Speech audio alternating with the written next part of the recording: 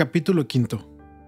Del punto 154 al punto 197.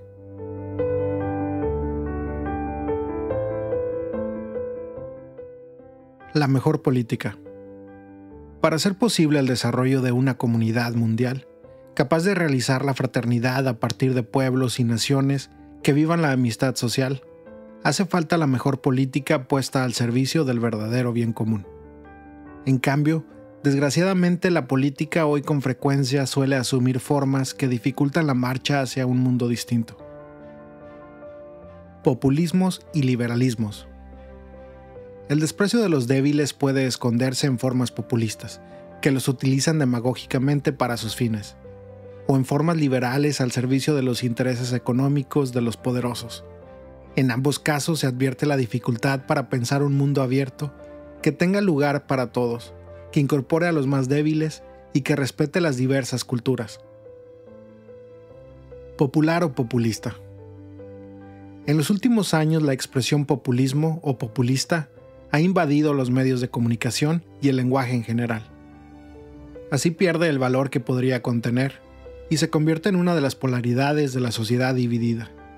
Esto llegó al punto de pretender clasificar a todas las personas, agrupaciones, sociedades y gobiernos a partir de una división binaria, populista o no populista.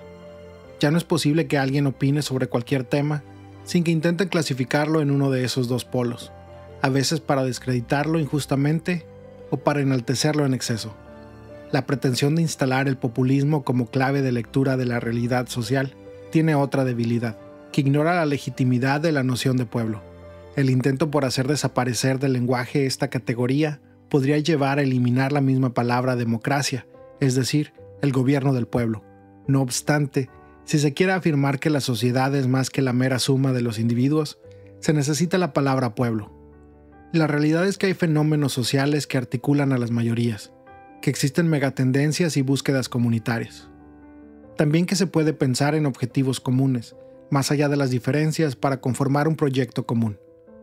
Finalmente, que es muy difícil proyectar algo grande a largo plazo si no se logra que eso se convierta en un sueño colectivo. Todo esto se encuentra expresado en el sustantivo pueblo y en el adjetivo popular. Si no se incluyen, junto con una sólida crítica a la demagogia, se estaría renunciando a un aspecto fundamental de la realidad social. Porque existe un malentendido.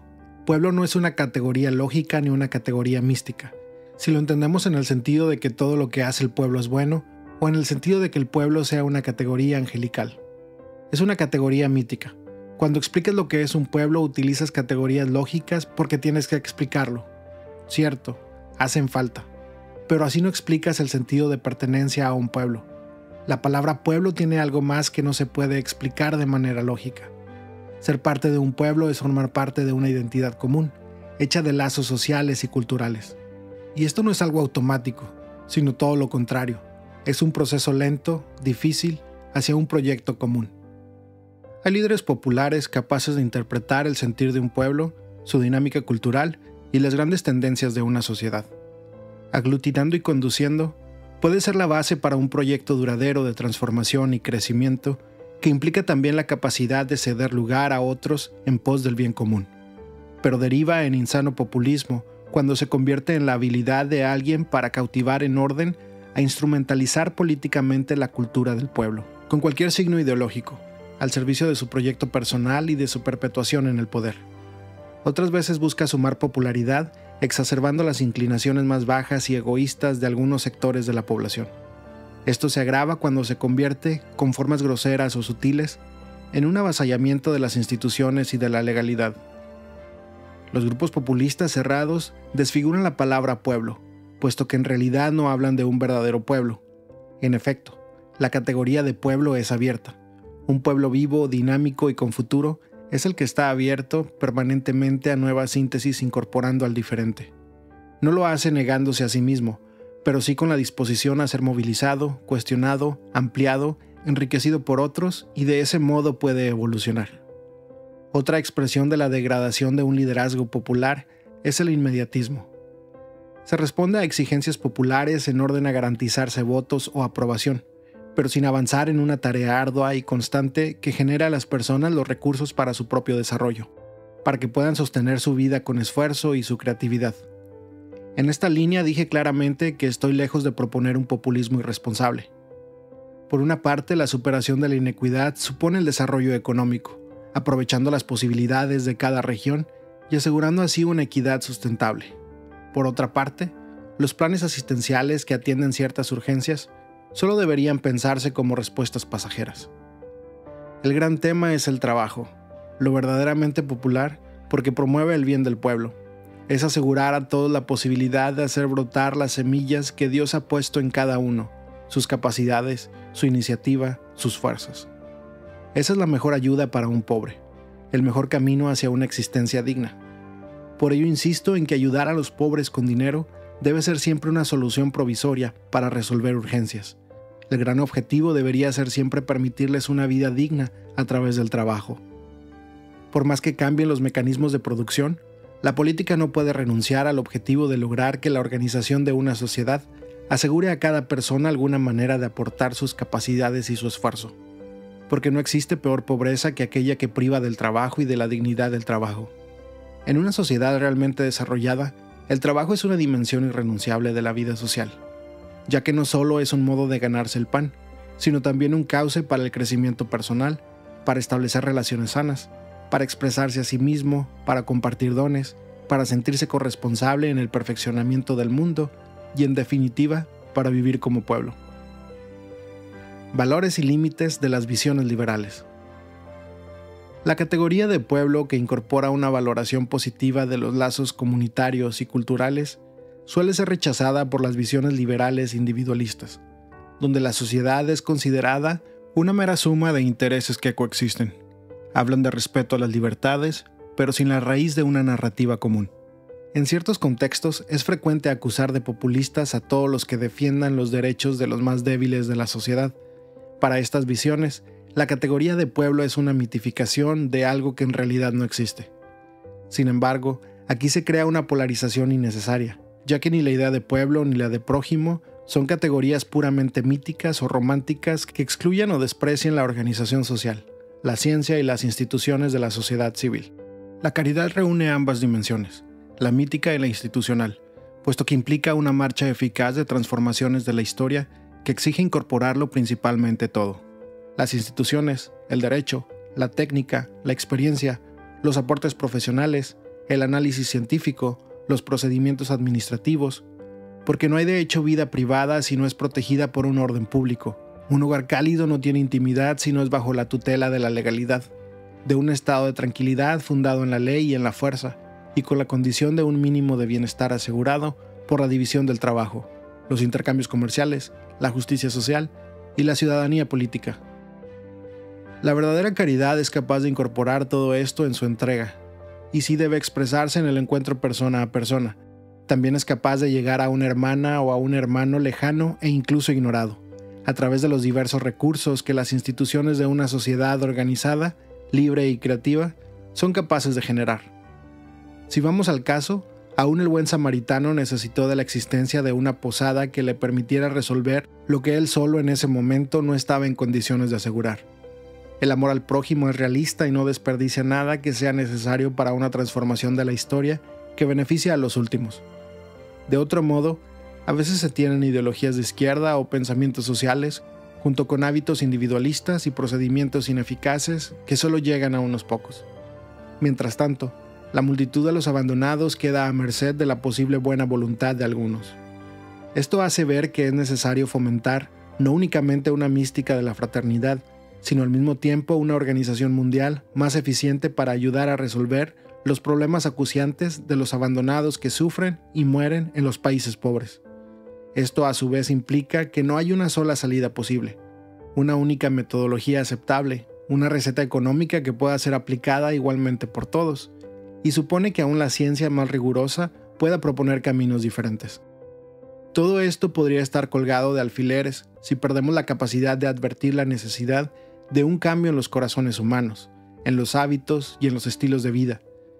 Es lo que ocurre cuando la propaganda política, los medios y los constructores de opinión pública persisten en fomentar, una cultura individualista e ingenua ante los intereses económicos desenfrenados y la organización de las sociedades al servicio de los que ya tienen demasiado poder. Por eso, mi crítica al paradigma tecnocrático no significa que solo intentando controlar sus excesos podremos estar asegurados, porque el mayor peligro no reside en las cosas, en las realidades materiales, en las organizaciones, sino en el modo como las personas las utilizan. El asunto es la fragilidad humana, la tendencia constante al egoísmo humano que forma parte de aquello que la tradición cristiana llama concupiscencia, la inclinación del ser humano a encerrarse en la inmanencia de su propio yo, de su grupo, de sus intereses mezquinos. Esa concupiscencia no es un defecto de esta época. Existió desde que el hombre es hombre y simplemente se transforma, adquiere diversas modalidades en cada siglo y finalmente utiliza los instrumentos que el momento histórico pone a su disposición. Pero es posible dominarla con la ayuda de Dios. La tarea educativa, el desarrollo de hábitos solidarios, la capacidad de pensar la vida humana más integralmente, la hondura espiritual, hacen falta para dar calidad a las relaciones humanas, de tal modo que sea la misma sociedad la que reaccione ante sus inequidades, sus desviaciones, los abusos de los poderes económicos, tecnológicos, políticos o mediáticos. Hay visiones liberales que ignoran este factor de la fragilidad humana e imaginan un mundo que responde a un determinado orden, que por sí solo podría asegurar el futuro y la solución de todos los problemas. El mercado solo no resuelve todo, aunque otra vez nos quieran hacer creer este dogma de fe neoliberal. Se trata de un pensamiento pobre, repetitivo, que propone siempre las mismas recetas frente a cualquier desafío que se presente. El neoliberalismo se produce a sí mismo sin más, acudiendo al mágico derrame o goteo, sin nombrarlo, como único camino para resolver los problemas sociales. No se advierte que el supuesto derrame no resuelve la inequidad, que es fuente de nuevas formas de violencia que amenazan el tejido social. Por una parte, es imperiosa una política económica activa orientada a promover una economía que favorezca la diversidad productiva y la creatividad empresarial, para que sea posible acrecentar los puestos de trabajo en lugar de reducirlos. La especulación financiera con la ganancia fácil como fin fundamental sigue causando estragos. Por otra parte, sin formas internas de solidaridad y de confianza recíproca, el mercado no puede cumplir plenamente su propia función económica. Hoy, precisamente esta confianza ha fallado. El fin de la historia no fue tal, y las recetas dogmáticas de la teoría económica imperante mostraron no ser infalibles. La fragilidad de los sistemas mundiales frente a las pandemias ha evidenciado que no todo se resuelve con la libertad de mercado, y que además de rehabilitar una sana política que no esté sometida al dictado de las finanzas, tenemos que volver a llevar la dignidad humana al centro, y que sobre ese pilar se construyan las estructuras sociales alternativas que necesitamos. En ciertas visiones economicistas cerradas y monocromáticas, no parecen tener lugar, por ejemplo, los movimientos populares, que aglutinan a desocupados, trabajadores precarios e informales y a tantos otros que no entran fácilmente en los cauces ya establecidos. En realidad, estos gestan variadas formas de economía popular y de producción comunitaria. Hace falta pensar en la participación social, política y económica de tal manera que incluya a los movimientos populares y anime las estructuras de gobierno locales, nacionales e internacionales con ese torrente de energía moral que surge de la incorporación de los excluidos en la construcción del destino común. Y a su vez es bueno promover que estos movimientos, estas experiencias de solidaridad que crecen desde abajo, desde el subsuelo del planeta, confluyan, estén más coordinadas, se vayan encontrando, pero sin traicionar su estilo característico, porque ellos son sembradores de cambio, promotores de un proceso en el que confluyen millones de acciones grandes y pequeñas, encadenadas creativamente como en una poesía. En este sentido son poetas sociales, que trabajan, proponen, promueven y liberan a su modo. Con ellos será posible un desarrollo humano integral que implica superar esa idea de las políticas sociales concebidas como una política hacia los pobres, pero nunca con los pobres, nunca de los pobres, y mucho menos inserta en un proyecto que reunifique a los pueblos. Aunque molesten, aunque algunos pensadores no sepan cómo clasificarlos, hay que tener la valentía de reconocer que sin ellos, la democracia se atrofia, se convierte en un nominalismo, una formalidad, pierde representatividad. Se va desencarnando porque deja afuera al pueblo en su lucha cotidiana por la dignidad, en la construcción de su destino. El poder internacional. Me permito repetir que la crisis financiera de 2007 a 2008 era la ocasión para el desarrollo de una nueva economía más atenta a los principios éticos y para una nueva regulación de la actividad financiera especulativa y de la riqueza ficticia. Pero no hubo una reacción que llevara a repensar los criterios obsoletos que siguen rigiendo al mundo. Es más, parece que las verdaderas estrategias que se desarrollaron posteriormente en el mundo se orientaron a más individualismo, a más desintegración, a más libertad para los verdaderos poderosos que siempre encuentran la manera de salir indemnes. Quisiera insistir en que dar a cada uno lo suyo, siguiendo la definición clásica de justicia, significa que ningún individuo o grupo humano se puede considerar omnipotente, autorizado a pasar por encima de la dignidad y de los derechos de las otras personas singulares o de sus agrupaciones sociales. La distribución fáctica del poder, sea sobre todo político, económico, de defensa, tecnológico, entre una pluralidad de sujetos y la creación de un sistema jurídico de regulación de las pretensiones e intereses, concreta la limitación del poder. El panorama mundial hoy nos presenta, sin embargo, muchos falsos derechos y a la vez grandes sectores indefensos, víctimas más bien de un mal ejercicio del poder. El siglo XXI es escenario de un debilitamiento de poder de los estados nacionales, sobre todo porque la dimensión económico-financiera de características transnacionales tiende a predominar sobre la política.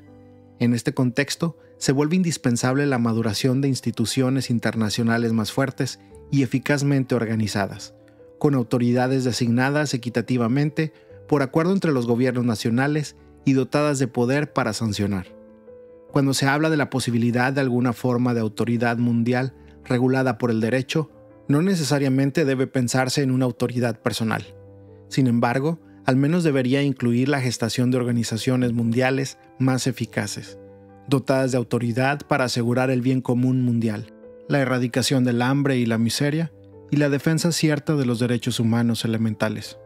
En esta línea, recuerdo que es necesaria una reforma, tanto de la Organización de las Naciones Unidas como de la arquitectura económica y financiera internacional, para que se dé una concreción real al concepto de familia de naciones.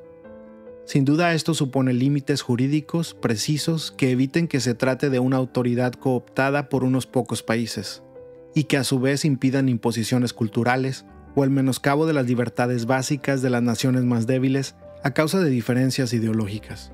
Porque la comunidad internacional es una comunidad jurídica fundada en la soberanía de cada uno de los Estados miembros, sin vínculos de subordinación que nieguen o limiten su independencia.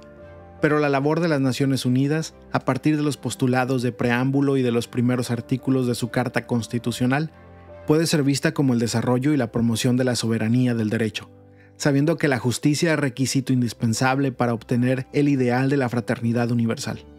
Hay que asegurar el imperio incontestado del derecho y el infatigable recurso a la negociación, a los buenos oficios y al arbitraje, como propone la Carta de las Naciones Unidas, verdadera norma jurídica fundamental. Es necesario evitar que esta organización sea deslegitimizada porque sus problemas o deficiencias pueden ser afrontados y resueltos conjuntamente. Hacen falta valentía y generosidad en orden a establecer libremente determinados objetivos comunes y asegurar el cumplimiento en todo el mundo de algunas normas básicas. Para que esto sea realmente útil, se debe sostener la exigencia de mantener los acuerdos suscritos, pacta sunt servanda, de manera que se evite la tentación de apelar al derecho de la fuerza más que a la fuerza del derecho.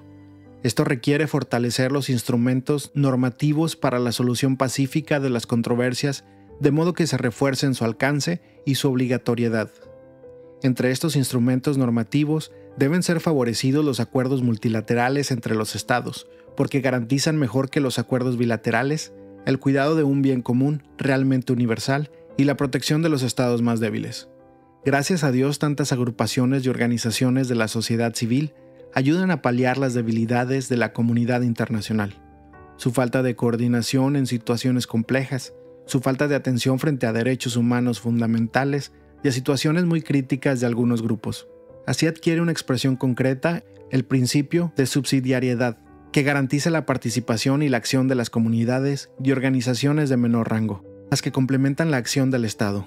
Muchas veces desarrollan esfuerzos admirables pensando en el bien común y en algunos de sus miembros llegan a realizar gestos verdaderamente heroicos que muestran de cuánta belleza todavía es capaz nuestra humanidad.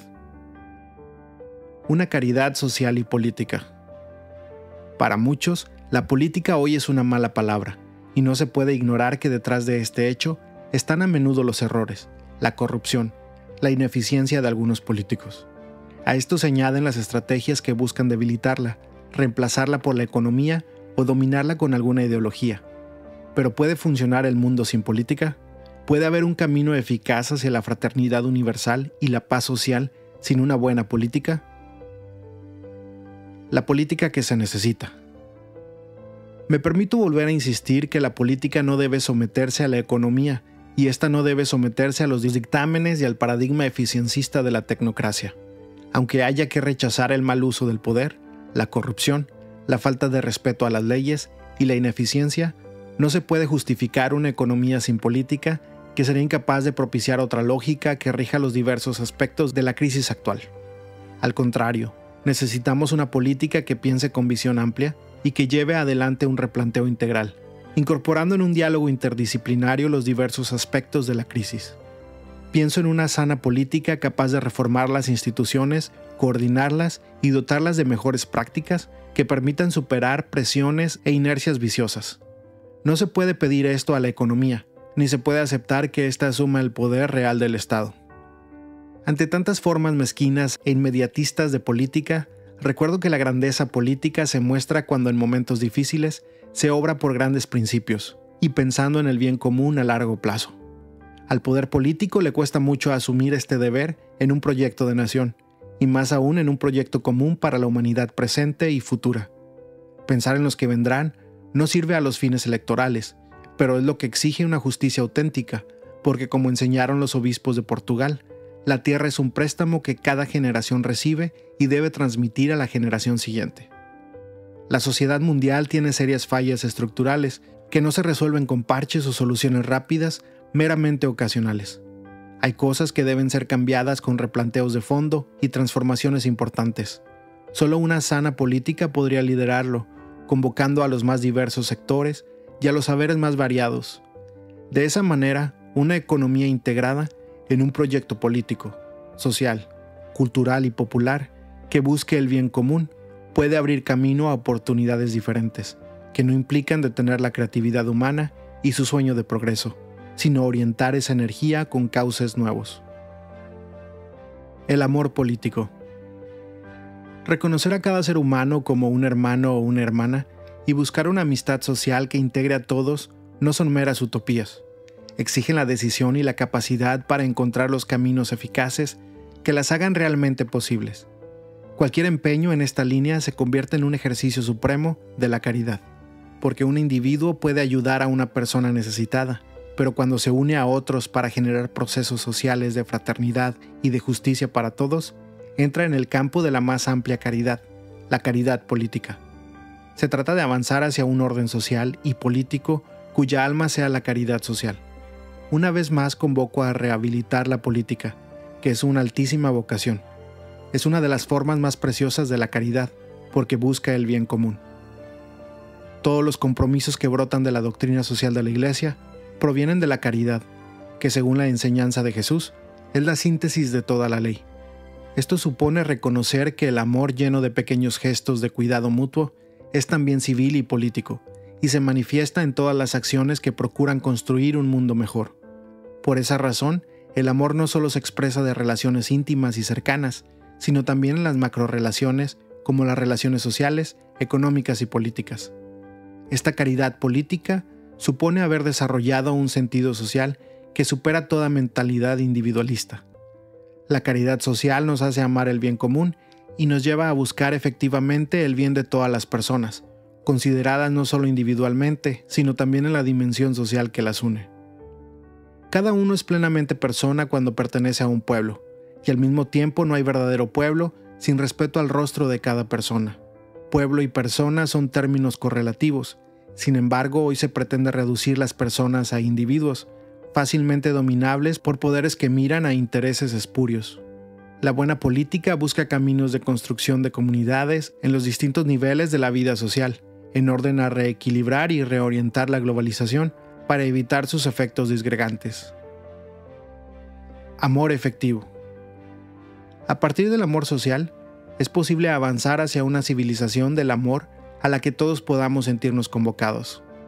La caridad, con su dinamismo universal, puede construir un mundo nuevo, porque no es un sentimiento estéril, sino la mejor manera de lograr caminos eficaces de desarrollo para todos. El amor social es una fuerza capaz de suscitar vías nuevas para afrontar los problemas del mundo de hoy y para renovar profundamente desde su interior las estructuras, organizaciones sociales y ordenamientos jurídicos. La caridad está en el corazón de toda vida social sana y abierta. Sin embargo, hoy se afirma fácilmente su irrelevancia para interpretar y orientar las responsabilidades morales. Es mucho más que sentimentalismo subjetivo, si es que está unida al compromiso con la verdad, de manera que no sea presa fácil de las emociones y las opiniones contingentes de los sujetos. Precisamente su relación con la verdad facilita a la caridad su universalismo y así evita ser relegada a un ámbito de relaciones reducido y privado. De otro modo, será excluida de los proyectos y procesos para construir un desarrollo humano de alcance universal, en el diálogo entre saberes y operatividad. Sin la verdad, la emotividad se vacía de contenidos relacionales y sociales. Por eso, la apertura a la verdad protege a la caridad de una falsa fe que se queda sin su horizonte humano y universal. La caridad necesita la luz de la verdad que constantemente buscamos, y esta luz es simultáneamente la de la razón y la de la fe, sin relativismos. Esto supone también el desarrollo de las ciencias y su aporte insustituible para encontrar los caminos concretos y más seguros para obtener los resultados que se esperan. Porque cuando está en juego el bien de los demás, no bastan las buenas intenciones, sino lograr efectivamente lo que ellos y sus naciones necesitan para realizarse. La actividad del amor político. Hay un llamado amor ilícito, que son los actos que proceden directamente de la virtud de la caridad, dirigidos a personas y a pueblos. Hay además un amor imperado, aquellos actos de la caridad que impulsan a crear instituciones más sanas, regulaciones más justas, estructuras más solidarias. De ahí que sea un acto de caridad igualmente indispensable el esfuerzo dirigido a organizar y estructurar la sociedad de modo que el prójimo no tenga que padecer la miseria. Es caridad acompañar a una persona que sufre, y también es caridad todo lo que se realiza, aún sin tener contacto directo con esa persona, para modificar las condiciones sociales que provocan su sufrimiento. Si alguien ayuda a un anciano a cruzar un río, y eso es exquisita caridad, el político le construye un puente, y eso también es caridad. Si alguien ayuda a otro con comida, el político le crea una fuente de trabajo y ejercita un modo altísimo de la caridad que ennoblece su acción política. Los desvelos del amor.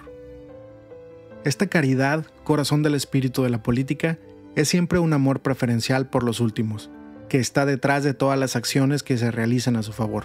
Solo con una mirada cuyo horizonte esté transformado por la caridad, que le lleva a percibir la dignidad del otro, los pobres son descubiertos y valorados en su inmensa dignidad, respetados en su estilo propio y en su cultura, y por lo tanto verdaderamente integrados en la sociedad. Esta mirada es el núcleo del verdadero espíritu de la política. Desde allí los caminos que se abren son diferentes a los de un pragmatismo sin alma. Por ejemplo, no se puede abordar el escándalo de la pobreza promoviendo estrategias de contención que únicamente tranquilicen y conviertan a los pobres en seres domesticados e inofensivos. Qué triste ver cuando detrás de supuestas obras altruistas se reduce al otro a la pasividad. Lo que se necesita es que haya diversos cauces de expresión y de participación social. La educación está al servicio de ese camino, para que cada ser humano pueda ser artífice de su destino. Aquí muestra su valor el principio de subsidiariedad, inseparable del principio de solidaridad. Esto provoca la urgencia de resolver todo lo que atenta contra los derechos humanos fundamentales. Los políticos están llamados a preocuparse de la fragilidad de los pueblos y de las personas. Cuidar la fragilidad quiere decir fuerza y ternura, lucha y fecundidad. En medio de un modelo funcionalista y privatista que conduce inexorablemente a la cultura del descarte. Significa hacerse cargo del presente en su situación más marginal y angustiante, y ser capaz de dotarlo de dignidad. Así ciertamente se genera una actividad intensa, porque hay que hacer lo que sea para salvaguardar la condición y dignidad de la persona humana. El político es un hacedor, un constructor con grandes objetivos, con mirada amplia, realista y pragmática aún más allá de su propio país. Las mayores angustias de un político no deberían ser las causadas por una caída en las encuestas, sino por no resolver efectivamente el fenómeno de la exclusión social y económica, con sus tristes consecuencias de trata de seres humanos, comercio de órganos y tejidos humanos, explotación sexual de niños y niñas, trabajo esclavo, incluyendo la prostitución, tráfico de drogas y de armas, terrorismo y crimen internacional organizado. Es tal la magnitud de estas situaciones y el grado de vidas inocentes que va cobrando, que hemos de evitar toda tentación de caer en un nominalismo declaracionista, con efecto tranquilizador en las conciencias. Debemos cuidar que nuestras instituciones sean realmente efectivas en la lucha contra todos estos flagelos. Esto se hace aprovechando con inteligencia los grandes recursos del desarrollo tecnológico. Todavía estamos lejos de una globalización de los derechos humanos más básicos. Por eso la política mundial no puede dejar de colocar entre sus objetivos principales e imperiosos el de acabar eficazmente con el hambre. Porque cuando la especulación financiera condiciona el precio de los alimentos, tratándolos como a cualquier mercancía, millones de personas sufren y mueren de hambre. Por otra parte, se desechan toneladas de alimentos. Esto constituye un verdadero escándalo. El hambre es criminal, la alimentación es un derecho inalienable. Mientras muchas veces nos enfrascamos en discusiones semánticas o ideológicas, permitimos que todavía hoy haya hermanas y hermanos que mueran de hambre o de sed, sin un techo o sin acceso al cuidado de su salud.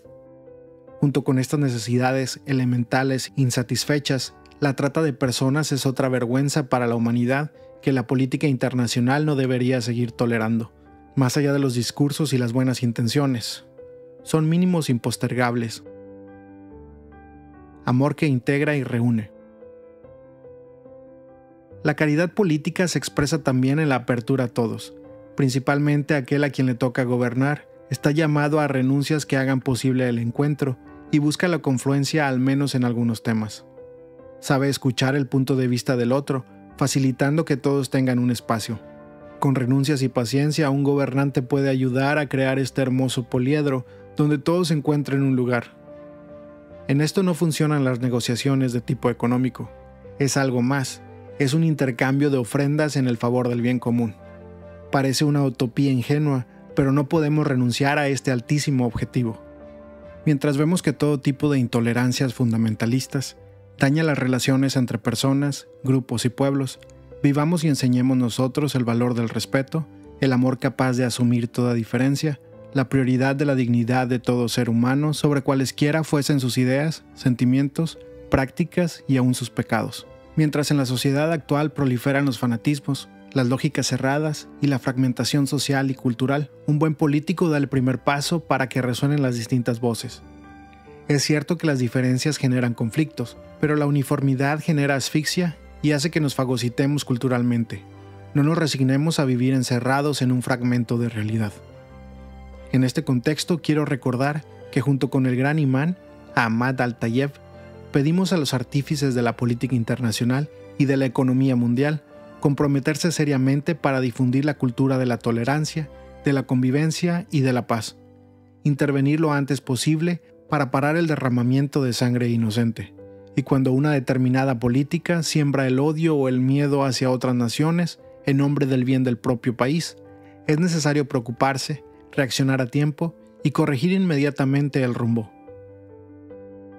Más fecundidad que éxitos. Al mismo tiempo que desarrolla esta actividad incansable, todo político también es un ser humano. Está llamado a vivir el amor de sus relaciones interpersonales cotidianas. Es una persona y necesita advertir que el mundo moderno, por su misma perfección técnica, tiende a racionalizar cada día más la satisfacción de los deseos humanos, clasificados y repartidos entre diversos servicios. Cada vez menos se llama a un hombre por su nombre propio, cada vez menos se tratará como persona a este ser, único en el mundo, que tiene su propio corazón, sus sufrimientos, sus problemas, sus alegrías y su propia familia. Solo se conocerán sus enfermedades para curarlas, su falta de dinero para proporcionárselo, su necesidad de casa para alojarlo, su deseo de esparcimiento y de distracciones para organizárselas. Pero amar al más insignificante de los seres humanos como a un hermano, como si no hubiera más que él en el mundo, no es perder el tiempo. También en la política hay lugar para amar con ternura. ¿Qué es la ternura? Es el amor que se hace cercano y concreto. Es un movimiento que procede del corazón y llega a los ojos, a los oídos, a las manos. La ternura es el camino que han recorrido los hombres y las mujeres más valientes y fuertes. En medio de la actividad política, los más pequeños, los más débiles, los más pobres deben enternecernos. Tienen derecho de llenarnos el alma y el corazón. Sí, ellos son nuestros hermanos y como tales tenemos que amarlos y tratarlos. Esto nos ayuda a reconocer que no siempre se trata de lograr grandes éxitos, que a veces no son posibles.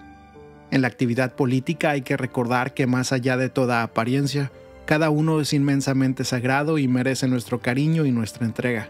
Por ello, si logro ayudar a una sola persona a vivir mejor, eso ya justifica la entrega de mi vida. Es lindo ser pueblo fiel de Dios, y alcanzamos plenitud cuando rompemos las paredes y el corazón se nos llena de rostros y de nombres. Los grandes objetivos soñados en las estrategias se logran parcialmente. Más allá de esto, quien ama y ha dejado de entender la política como una mera búsqueda de poder, tiene la seguridad de que no se pierde ninguno de sus trabajos realizados con amor. No se pierde ninguna de sus preocupaciones sinceras por los demás. No se pierde ningún acto de amor a Dios. No se pierde ningún cansancio generoso. No se pierde ninguna dolorosa paciencia. Todo eso da vueltas por el mundo como una fuerza de vida. Por otra parte, una gran nobleza es ser capaz de desatar procesos cuyos frutos serán recogidos por otros, con la esperanza puesta en las fuerzas secretas del bien que se siembra. La buena política une al amor la esperanza, la confianza en las reservas de bien que hay en el corazón del pueblo, a pesar de todo. Por eso, la auténtica vida política, fundada en el derecho y en un diálogo leal entre los protagonistas, se renueva con la convicción de que cada mujer, cada hombre y cada generación encierran en sí mismo una promesa que puede liberar nuevas energías relacionales, intelectuales, culturales y espirituales. Vista de esta manera, la política es más noble que la apariencia, que el marketing, que distintas formas de maquillaje mediático. Todo eso lo único que logra sembrar es división y un escepticismo desolador incapaz de apelar a un proyecto común. Pensando en el futuro, algunos días las preguntas tienen que ser ¿para qué? ¿Hacia dónde estoy apuntando realmente? Porque después de unos años, reflexionando sobre el propio pasado, la pregunta no será ¿cuántos me aprobaron? ¿Cuántos me votaron? ¿Cuántos tuvieron una imagen positiva de mí? Las preguntas quizás dolorosas serán ¿cuánto amor puse en mi trabajo? ¿En qué hice avanzar al pueblo? ¿Qué marca dejé en la vida de la sociedad? ¿Qué lazos reales construí? ¿Qué fuerzas positivas desaté? ¿Cuánta paz social sembré? ¿Qué provoqué en el lugar que se me encomendó?